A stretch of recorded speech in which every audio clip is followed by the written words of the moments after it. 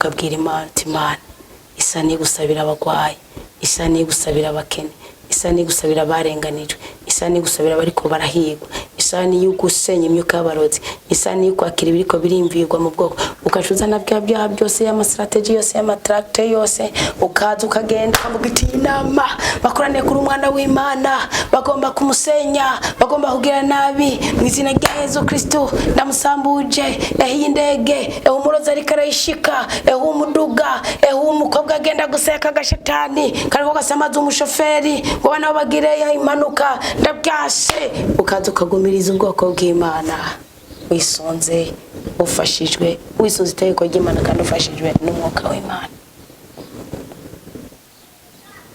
Irene Geritso kwamritsa muri hagati ya saa 9 na 12. Byumvikana ko hagati ya 12 na saa 3 ukorera mu cyo twita mayikigayi.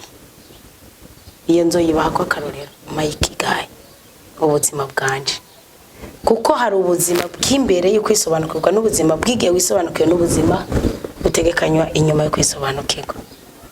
Vuga ngo twinjiye mu isi shasha. Yes, mani raidwa nk'isezera turi mu gihe cyo kwambuka.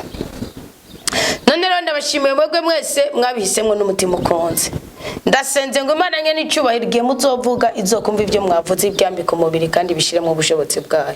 Ndasenze ngo mukugwe ku mwuka w'igisuzuguro muhabwe umunezero, kuko nta mukozi w'Imana ahora mu mpanuka z'ubuzima, ahora mu minaniro y'ubuzima. Kibikintu Imana yagenye kigatangaza benshi. Nawe ubihabwe mu izina rya Yesu Kristo, naje ndabihabwe mu izina rya Yesu Kristo. Ese Jeho nkunda no ko nabishira ko nanga.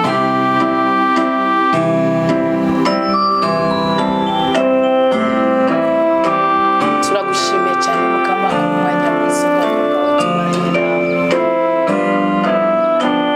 Uri ntandaro y'ibyishimo byacu, uri isoko ry'ibyiringiro byacu.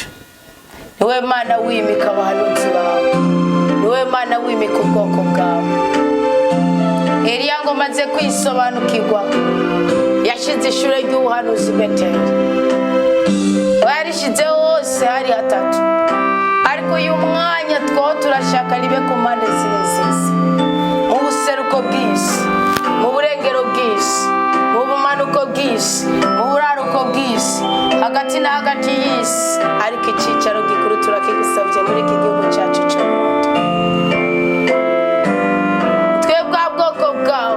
wahaye kwisobanukirwa, twakwemere ngo tukubere umusozi ushire ku ihema ryawe.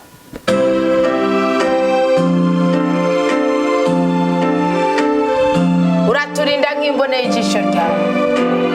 Urayi mu bitatu yarabikoze nawe umukorera indwi byuzuye. Tubihabwe ntuzokwemere ko twibagirana, tubihabwe ntuzokwemere ko tumara amazi izina ryawe, tubihabwe ntuzokwemere ko dusuzugurika imbere y'imyuka mibi, tubihabwe ntuzokwemere ko dusuzugurika imbere y'amashetani, tubihabwe ntuzokwemere ko tumara amara imbere y'abagome b'isi.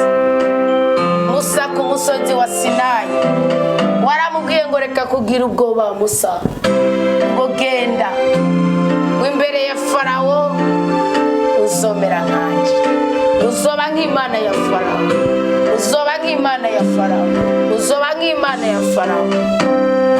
Ubu kamvuye muri Musa icyitwa ubwoba uragitwaye. Tunyaga ubwoba, tunyaga ubwoba, tunyaga ubwoba, tunyaga ubwoba, tunyaga ubwoba, tunyaga ubwoba. Tubibemo ukwemera, tubibemo ukwemera, tubibemo ukwemera, tubibemo ukwemera, tubibemo ukwemera, tubibemo ukwemera.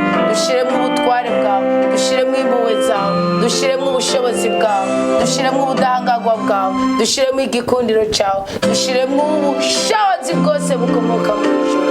Imbaraga z'ubugwayi, imbaraga z'imyuka mibi, ibiteza akajagari ubwoko bwawe, bw'izina rya Yesu Kristo tubihererwe ku imbaraga, maze mutima w'umwenda tubwire igikenewe